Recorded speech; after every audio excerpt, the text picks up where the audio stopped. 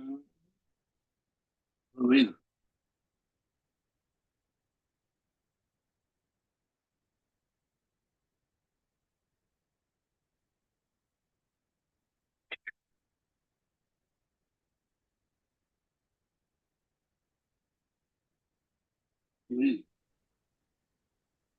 Yes.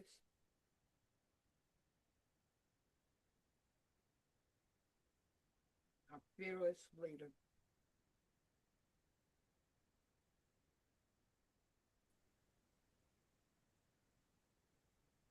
Okay.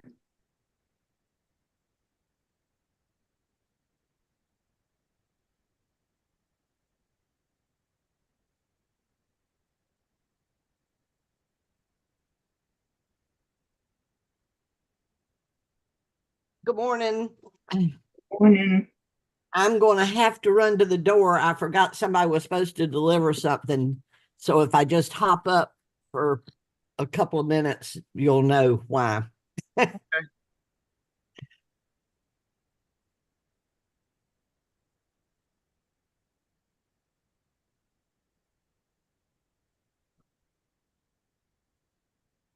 Susie isn't here today either.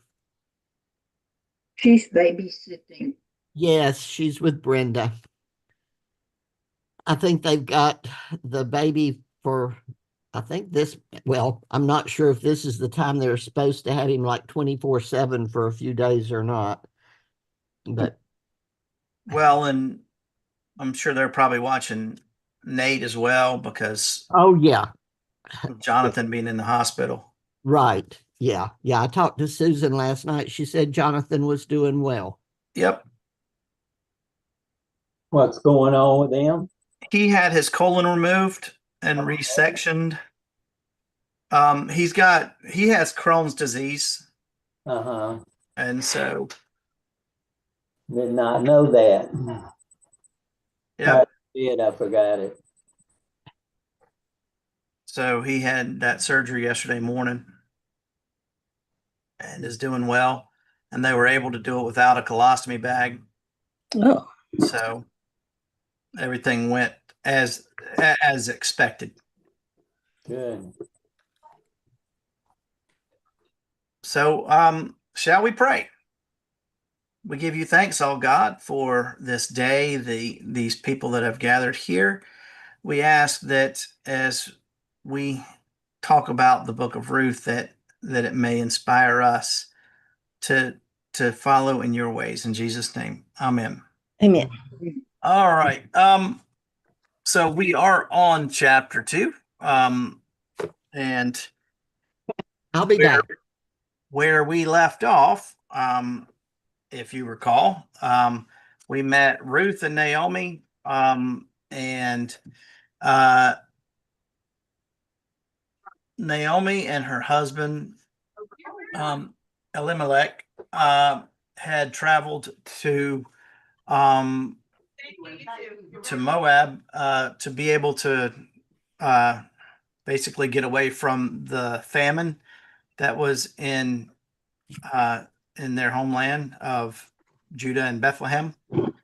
And so they went there, and when they went there, the sons married Moabite women, and then her husband died, and their husbands died, leaving Ruth, leaving Naomi with her two daughters-in-law, which were Ruth and, hang on, forgot her name.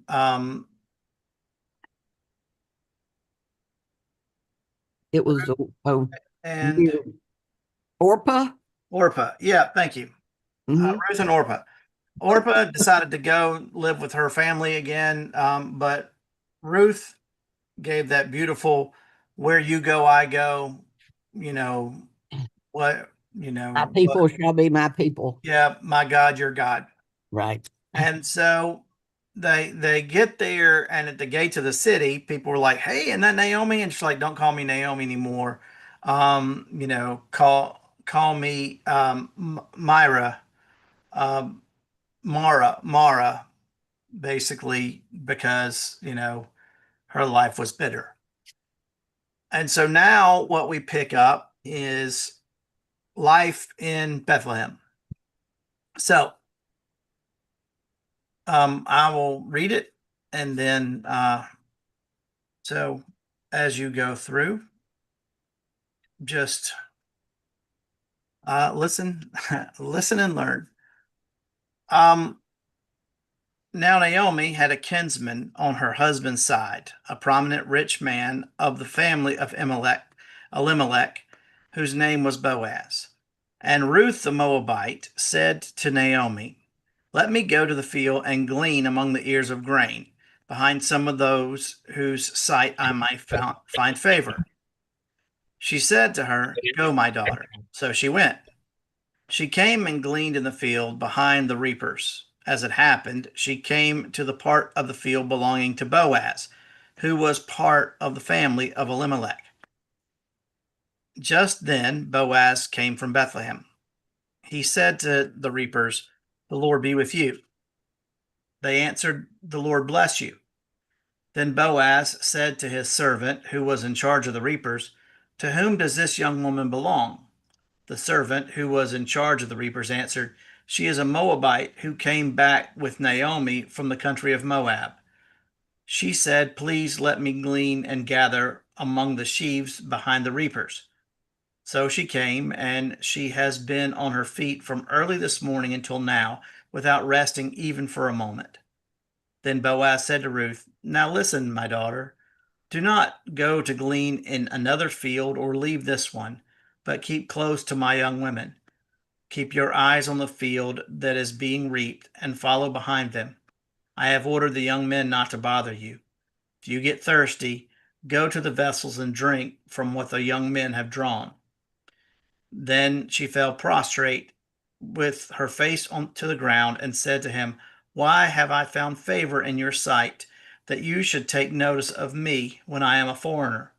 But Boaz answered her, "All that you have done for your mother-in-law since the death of your husband has been fully told to me, and how your husband has and how you left your father and mother and your native land and came to a people that you did not know before. May the Lord reward you for your deeds, and may you have a full reward from the Lord, the God of Israel, under whose wings you have come for refuge." Then she said, "May I continue to find favor in your sight, my Lord, for you have comforted me and spoken kindly to your servant, even though I am not one of your servants." At mealtime, Boaz said to her, "Come here and eat some of this bread and dip your morsel into the sour wine." So she sat beside the reapers, and he heaped up for her some parched grain. She ate until she was satisfied, and she had some left over. When she had gotten up to glean, Boaz instructed the young men, "Let her glean even among the standing sheaves, and do not reproach her. You must also pull out some handfuls from her for her from the bundles, and leave them for her to glean, and do not rebuke her." So she gleaned in the field until evening. Then then she beat out what she had gleaned, and it was about an ephah of barley. She picked it up and came into town, and her mother-in-law saw how much she had gleaned. Then she took out and gave her what was left over after she herself had been satisfied. Her mother-in-law said to her, "Where did you glean today, and where have you worked? Blessed be the man who took notice of you." So she told her mother-in-law with whom she had worked, and said, "The name of the man with whom I worked today is Boaz." Then Naomi said to her daughter-in-law, "Blessed, blessed be he by the Lord, whose kindness has not forsaken the living or the dead." Naomi also said to her, "The man is a relative of ours, one of the nearest kin." Then Ruth the Moabite said, "He even said to me, 'Stay close by my servants until they have finished all my harvest.'" Naomi said to Ruth, her daughter-in-law, "It is better, my daughter, that you go out with his young women, otherwise you might be bothered in another field." So she stayed close to the young women of Boaz, gleaning until the end of the barley and the wheat harvests. and she lived with her mother-in-law. Okay, so this follows a pattern, the literary pattern of what happens. I mean, you see in chapter 2 and 3 is you get a little background, then the story, and then there's a debriefing at the end, where Ruth and Naomi talk about what's happened that day. And so again, in chapter 3, it'll be the same thing. You see what happens, and then there's a debriefing that occurs. So what kind of stands out to you is as you heard this? Her work ethic. Was that? Her work ethic. Yeah, that the fact that she hadn't even sat down.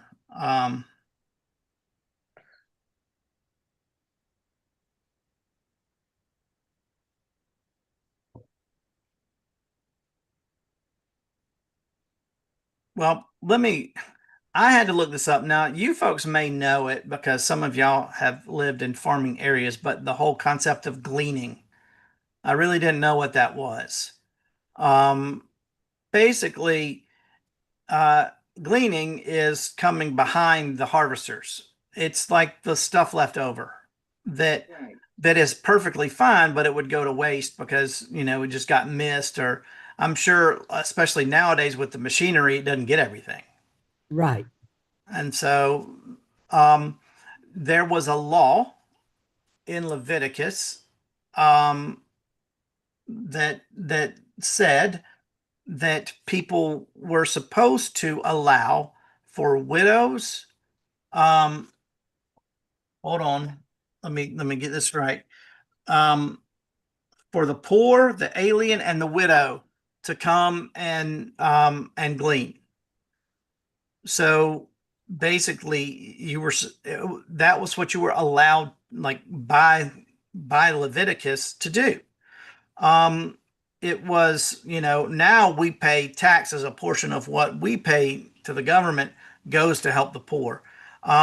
This was sort of their taxes for taking, like, this was their welfare system, was that, that the poor, the widows, and the aliens would get the leftovers.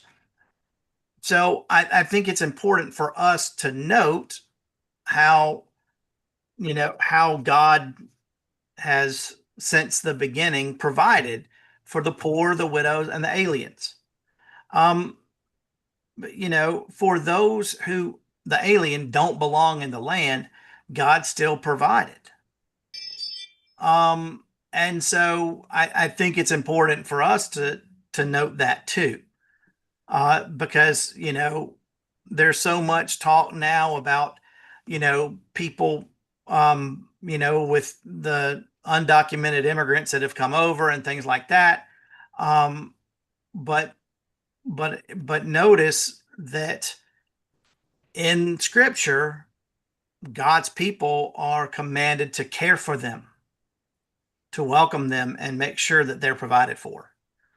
But also the poor and the widows, which widows and poor are kind of synonymous. Ruth was all three. Like, so she had the trifold. She was poor, she was a widow, and she was an alien. But I don't know about y'all, but it seemed as if while this was the law, it wasn't one that was always obeyed. Because apparently, whenever these people would do it, the workers in the field would give them a hard time. Yeah.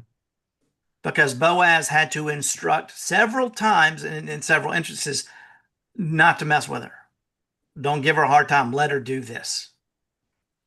And, you would think that if this was the law of God, that everybody followed, it would just be a commonplace where you would expect it. Okay, we do our harvest and they're coming behind us.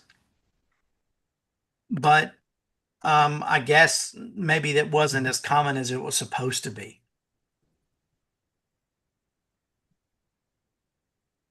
And maybe that's because even then people weren't always kind to the poor and the alien and the widow.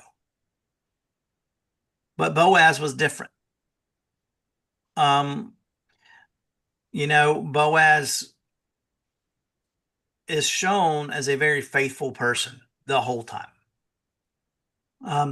Like from the very beginning, what does he say? He greets his slaves. The Lord be, what is it? The Lord be with you. Mhm. And then from there, and they say, the Lord bless you. Then, he goes to like the person in charge. Who's that following behind? So he didn't know who it was. He didn't run her off though. He was kind to her even before he knew who she was. Was she pretty? Doesn't say. I'm thinking maybe. But but still she was an alien. So technically that wouldn't have mattered. But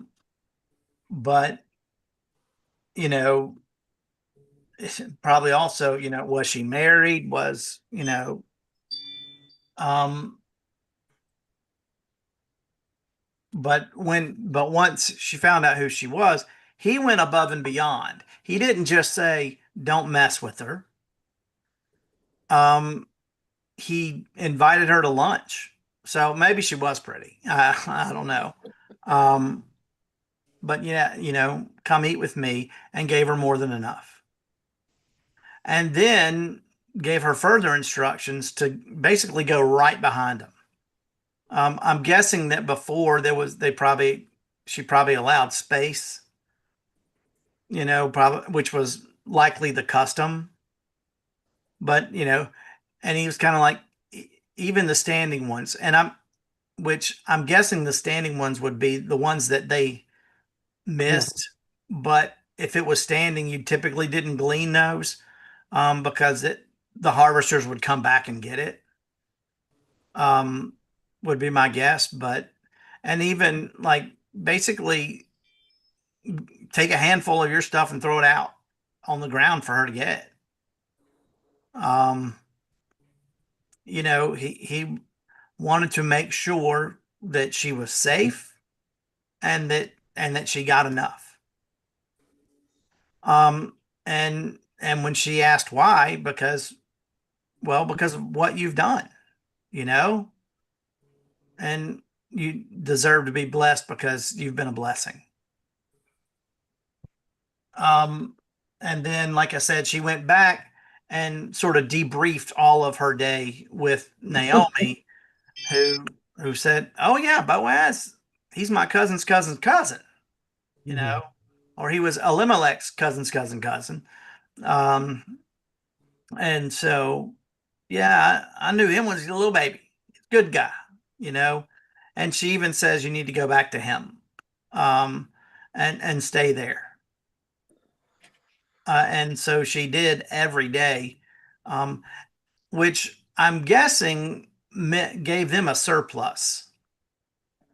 I got a little confused when, like, after doing that all day, after she was ate and satisfied, she gave the rest to Naomi. Did y'all catch that? Mhm. It said, um, she picked it up and came into town, and her mother-in-law saw how much she gleaned. Then she took out and gave her what was left over after she herself had been satisfied. Well, I mean, surely she wasn't like, I mean, uh, surely she wasn't just, you know, hanging out. It's hard. I find it hard when I read it, I thought Naomi took out what she wanted and then gave the leftover Ruth. to Yeah. Ruth. Yeah, I thought the same thing. Because there's too many she's to know which she goes with what. Yeah, and well, and it is sort of confusing because they live together. That's right. And so, so it's I I guess I would have thought they would be more like a share and share alike kind of situation as opposed to yours and mine, Yeah. which is what it sort of sounded like. Well, and Ruth had a good lunch, and we don't know that Naomi did. So it makes sense to me that she would let Naomi have the first pickings, and then she would eat what Naomi didn't eat. Stephen, are you finding anything for us? No, I was actually texting my wife because Lowe's is on their way to my house. And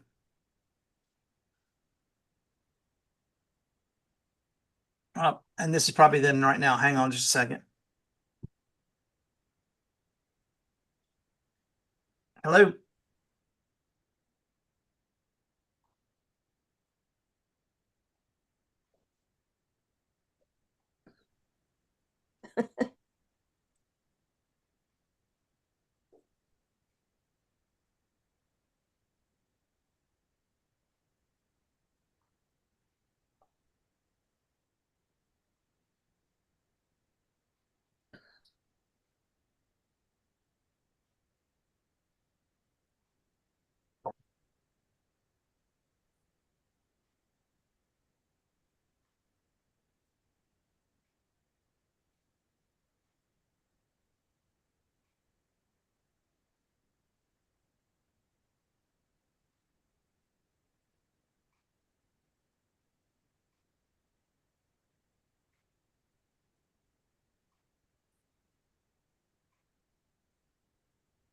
Stephen, if you're talking to us, we are not hearing you.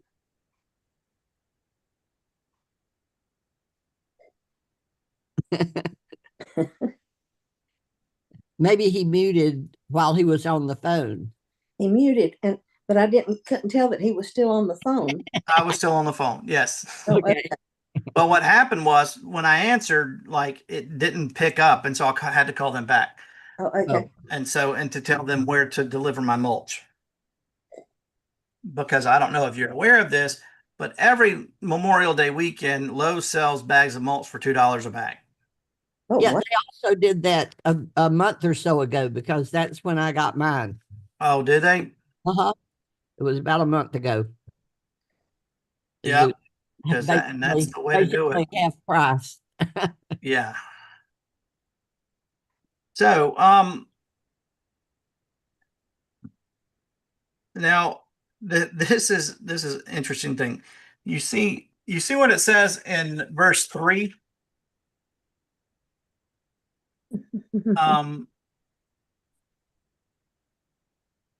It says, so she came and gleaned in the field behind them. As it happened. How does that read in y'all's versions? As it happened. All right. So she went out and began to glean in the fields behind the harvesters, as it turned out. Yeah, as it turned out, as it happened. She found herself working, blah, blah, blah. Okay. That phrase in Hebrew points to divine orchestration. Oh, okay. So it's sort of like saying coincidentally, Right. Or wouldn't you know, wink, wink, nudge, nudge, that it happened to be in Boaz's field. Mm-hmm. As if to say God's hand is at work here. Right. You remember when it talked about in that video we watched how God isn't really mentioned in the story? Well, there it's mentioning God without mentioning God. As it happened. God's divine providence here at work in the lives of the people in a very common way. She just so happened to be in Boaz's field when he just so happened to show up at that moment. And notice And what? and he just happened to notice this one woman. And I don't think that there are any coincidences in the world. I think that they are God's work at hand, Mhm.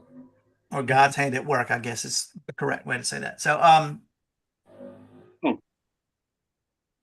now, and then in verse 8 and 9, we see how Boaz has gone above and beyond the legal requirements.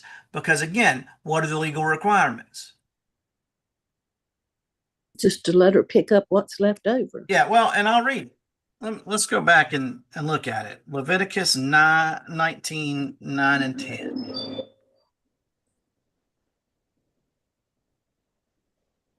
Is somebody at your door, Mom?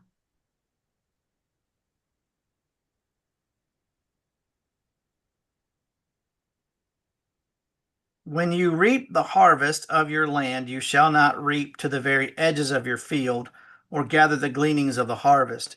You shall not strip your vineyard bare, or gather the fallen grapes of your vineyard. You shall leave them for the poor and the alien. I am the Lord your God. Okay, that's what it says in Leviticus. And then again in Deuteronomy 24, 19 to 22.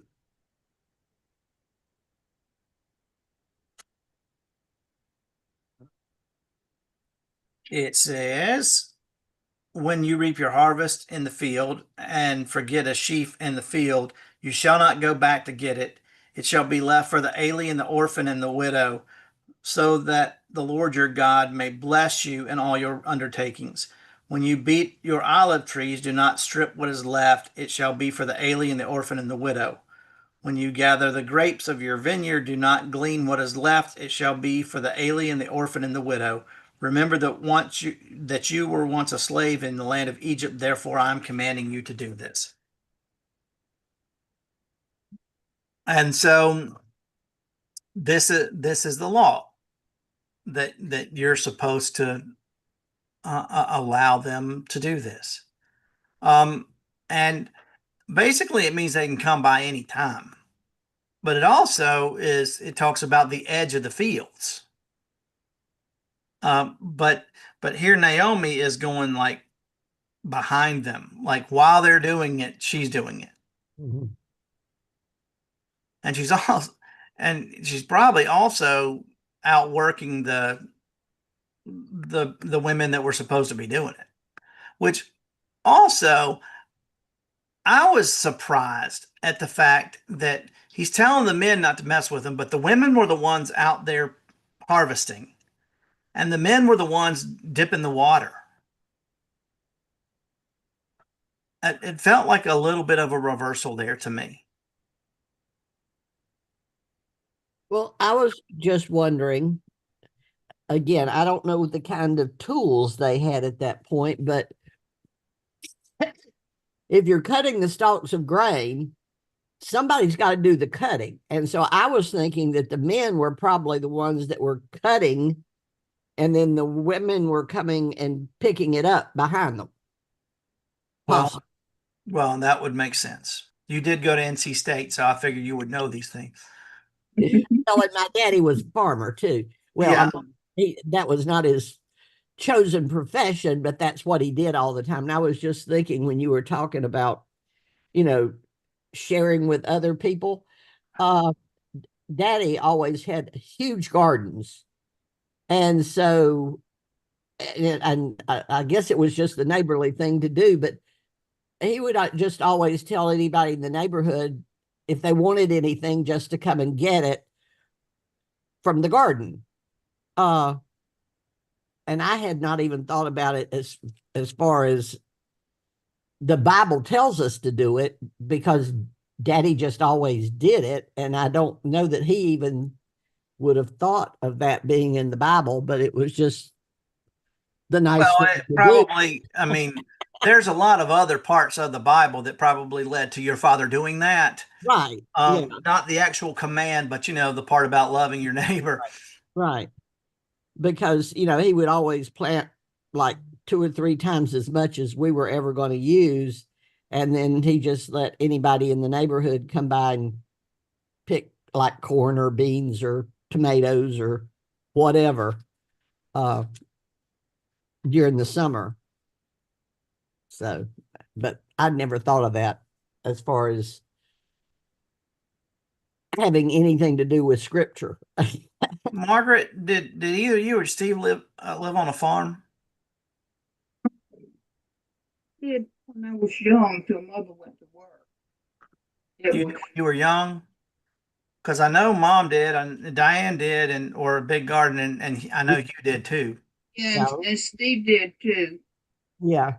Yeah. We live in the rural part of and so now my grandfather did farm for a living. So But where did you live? near Winston-Salem in the foothills, Yadkin County in North Carolina. Not that far from your mom. Well, and Mom, you were in Silver Valley. Yep. Oh, okay. When y'all lived on a farm. Well, it wasn't a farm. Mother and Daddy and Aunt Louise and Uncle Junior shared this, what to me was a huge plot of land that they planted vegetables Mm-hmm. stuff. It was their garden. Yeah. It was their garden, but Yeah. it was a big garden. Yeah. See, well, I mean, it was like when I lived in McLeansville and people had gardens and it was, an acre. I'm like, that's not a garden, dude. That's a farm. Yeah. yeah, because Daddy was a construction foreman, but he had a huge garden every year with, I mean, huge, probably more than a couple of acres, maybe even of stuff. Now I noticed that neither Granddaddy nor Uncle Junior had any kind of garden when they moved, did they? No, by then, because Aunt Louise and Mother canned and froze. But when they moved, there was no space for a garden. And think of all the trees that Mother and Daddy and Aunt Louise and Uncle That's Junior true. I mean, their yards were very shaded. Yeah. Think And about that. I mean, they could have gotten rid of those trees so they could do it, but that's their favorite thing in the world to do, and so they didn't. Mhm. Mother would have had a fit if Daddy got rid of the trees. Yeah, no doubt. No doubt. But yeah, I mean, so I'm the only one that never lived in a place well, I mean, what I know of farming and gardening is when I was a pastor in McLeansville and Gibsonville for 6 years. Mm-hmm. Because there were farmers and, actually I've had farmers at every congregation I've served, except maybe Pilgrim. I don't know if we had any farmers there. Yeah. We did have the Wingers that owned Wingers Nursery, but. Right. But they farmed too. Ricky and those farmed. Had Dairyman at Pilgrim. Who's that? Dairyman, the Kaufmans. Of course, that's back before your time. Yeah. Yeah, I mean, now I'm sure that there were, but that part of Lexington had grown up already. And so there wasn't a lot of, I mean, the former farmland wasn't really farmland. I mean, we had some people, I think, that grew trees. Mm-hmm. But different kind of thing. And so like I said, so telling y'all what gleaning was a waste of time, but who knows? There's actually people that watch this later on. And so maybe me explaining gleaning would have helped them because I didn't know what it was.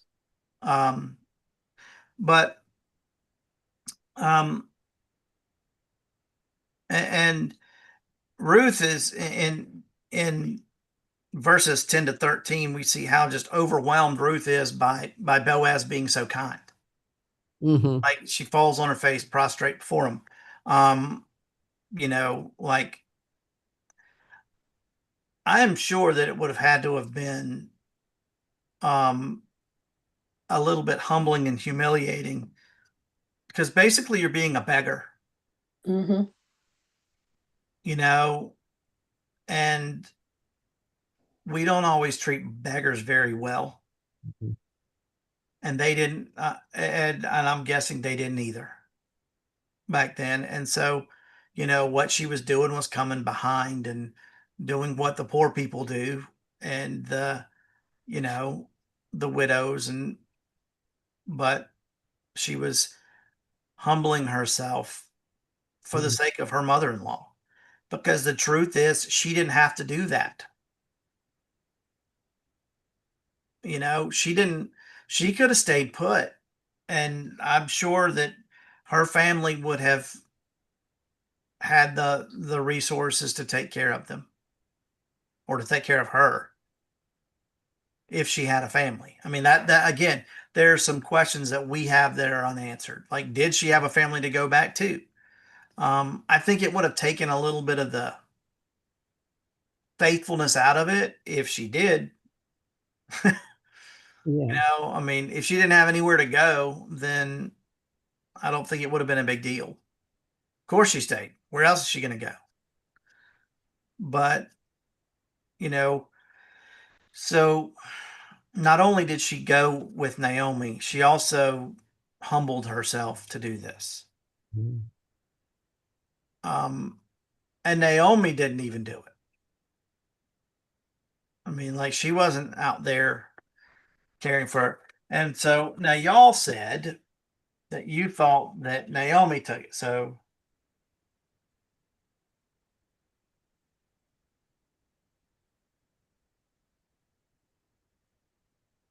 yeah, it is confusing about who she took out and gave to her what was left over. And Yeah. again, I don't know why that would have happened, because they probably would have been cooking together. Yeah. Well, see, that was the thing that wasn't making Mhm.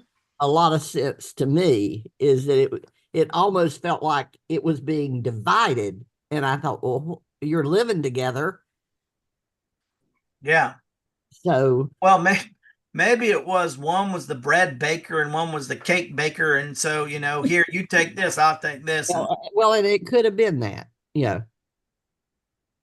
um and or that's just one of the random things that will never quite, it's, and let's be honest, we're talking about a simple fact that doesn't really matter in the grand scheme of this passage.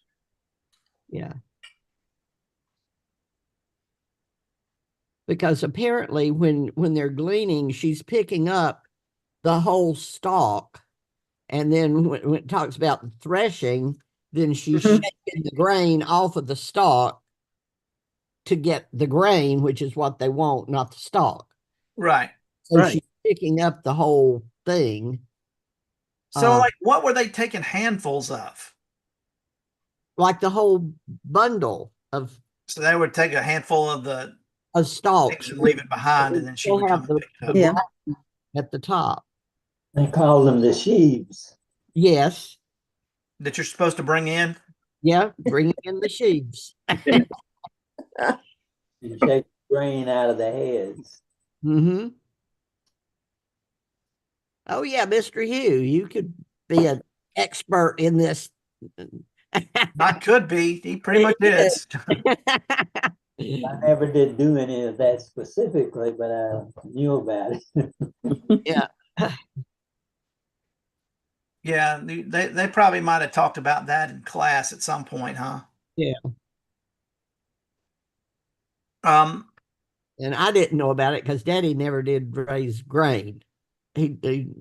Well, he did because sometimes he would plow it under to help the ground. right, but not to do anything with. Right. So we fed our cows and pigs. Right. Yes, that's true. That's why the folks in Gibsonville grew corn, Mm-hmm. because corn was not much of a cash crop.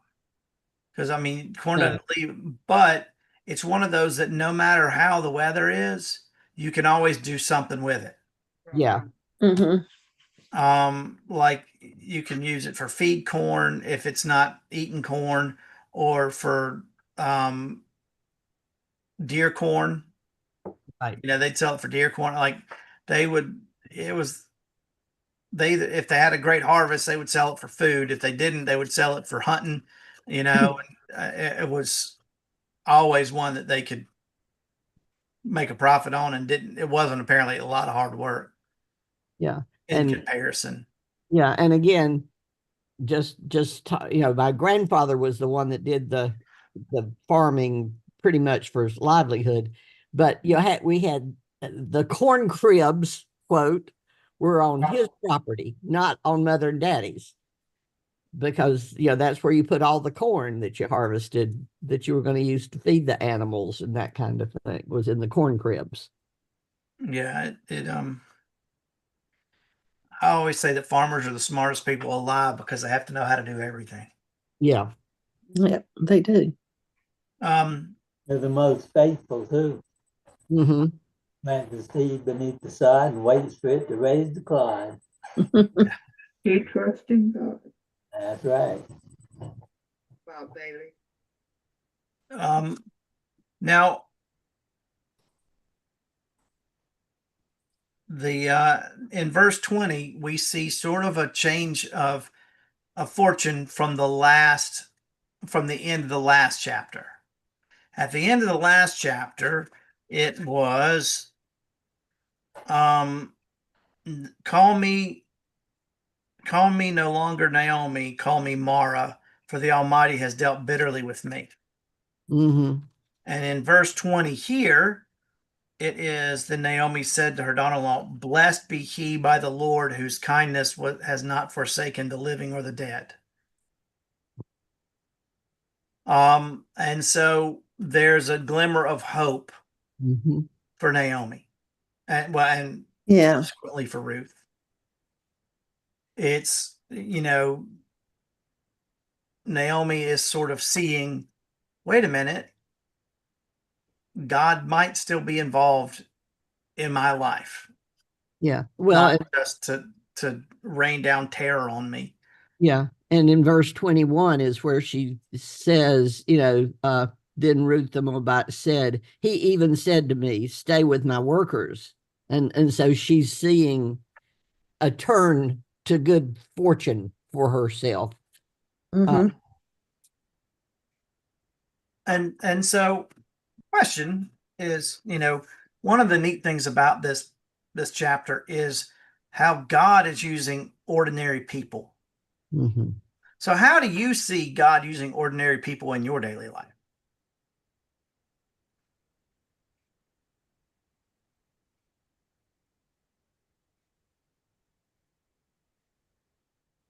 Crocheting baptismal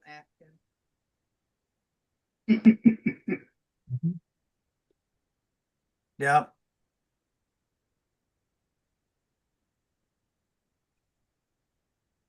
The people that care for Bill and the Elms Yeah. are really important to me.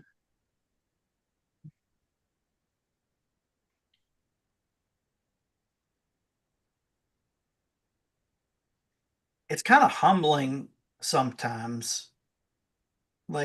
And it doesn't often happen in the midst, but you realize it when you realize that God has used you for something. Right. Mm-hmm. I have a tendency, and I do this often, and technically it's part of my calling as a pastor, but I'm not sure that others do it as much as I do. When I see somebody that I think would make a great rostered leader, I'll tell them. And there's 3 or 4 people that have come back and said, one of the reasons I'm a pastor is because you told me to.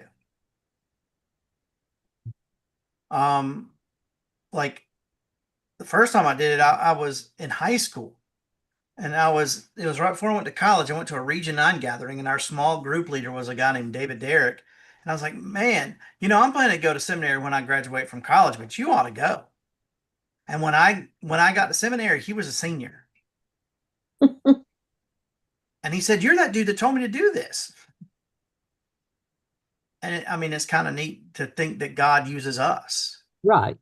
Even in ways, God was using not just Boaz, but God was using his servants who were, helping out. Yeah. Boaz basically was commanding them to be kind. His kindness was, I mean, in addition to giving her like space and allowing her to be there and lunch, was commanding his people to be kind. And they were. And so, you know, it's sort of like God commanding us to be kind and using us when we are. Well, and I believe that, like, our profession and what we're called to do. I think, you know, I'm a teacher, and to me that's a calling I agree. to serve as well. Nurses, I mean, basically anything that people are doing really can be thought of as their calling. Oh, without a doubt. Mhm. Yeah, Look, Steve and Margaret were, you know, on an exterminating company. right. That is God's work right there. There it is. And that's what I say. I really do believe that God calls us to do the things that we're doing, Mm-hmm. especially if you know, you have the saying, you know, if you enjoy what you're doing.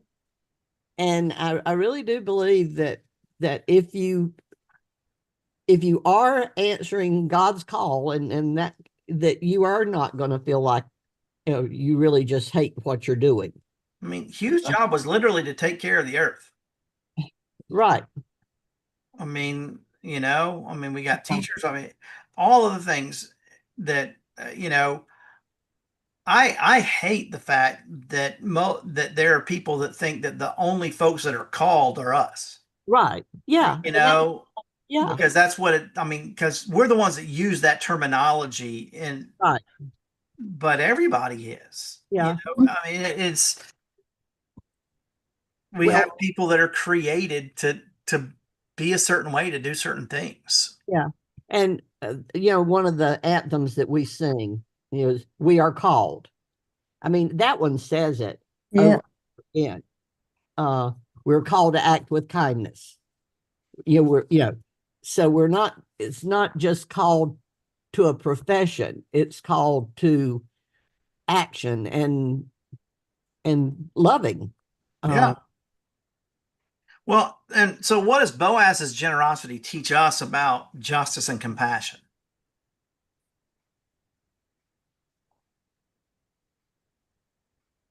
Well, he went above and beyond.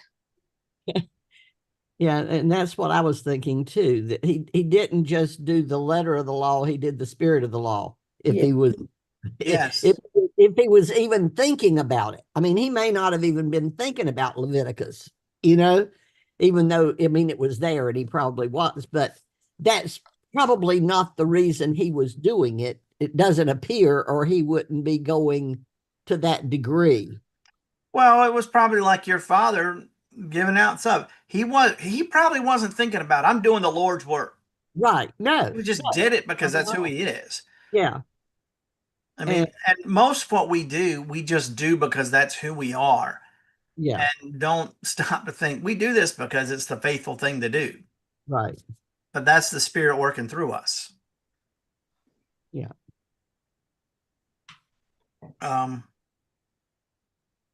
And I mean, but yeah, it says that we should go above and beyond. Right. Welcoming the widow, the alien, the poor. For us, the poor and the alien, because the widow is not always, in our culture, the widows, I mean, depending on their situation prior to being a widow, is oftentimes they're, you know, if they were fine before they were a widow, chances are they still are. If they were wise, you know, if their spouse was wise in that. But you still have those things that you cannot do. Like, well, when I have to call my sons to come up and get on the ladder and change the filters at the top of my. And I'm glad that you called them to do that. why, and even if I didn't have sons, I probably would be asking one of my neighbors, Mm-hmm.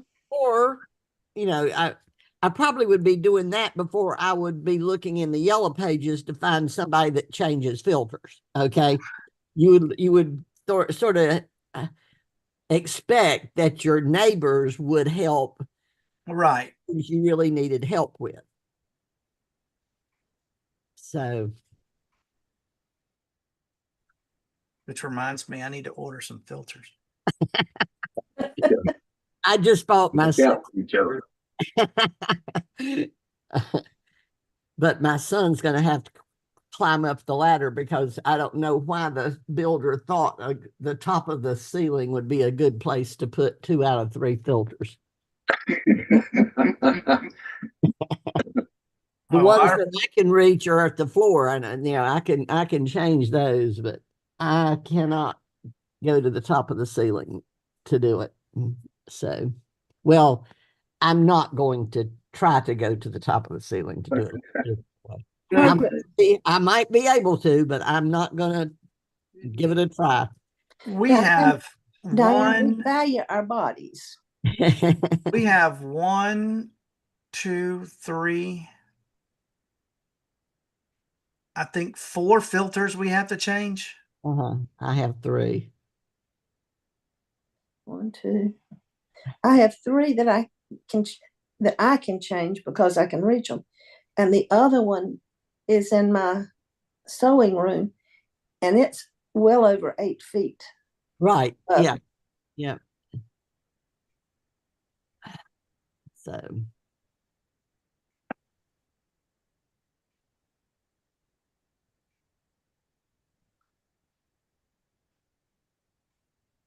Yeah. But okay, so they're ordered. Okay. Good. So eventually I'll get it put in. Are all of them the same size? 3 different sizes. Me Oh, too. really? Oh, mine are all the same size. No, mine are. The one downstairs is the big one. And then two upstairs are little, and then one's a little bigger. But yeah, that's one of those that I should do a lot more often than I do, but I forget. Yeah, everybody should do that. And it's such a pain. Mm-hmm. But especially having dogs. Anyway, all right, folks. Whoa. Why does having daughters have to do with Dogs. Dogs. Okay. Yeah, the dogs. Because they shed. Yes, daughters do too, but not as much as dogs.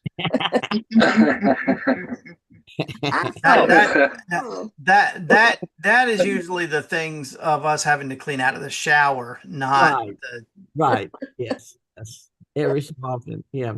Yeah, the tool that I use to get all of the hair out of the showers. Because about once a year all of the showers get clogged. So, all right, folks, y'all have an excellent day. I will see you sometime soon. One way or the other. So, I'll take care. bye-bye. Yeah, bye-bye. Bye. See you next week.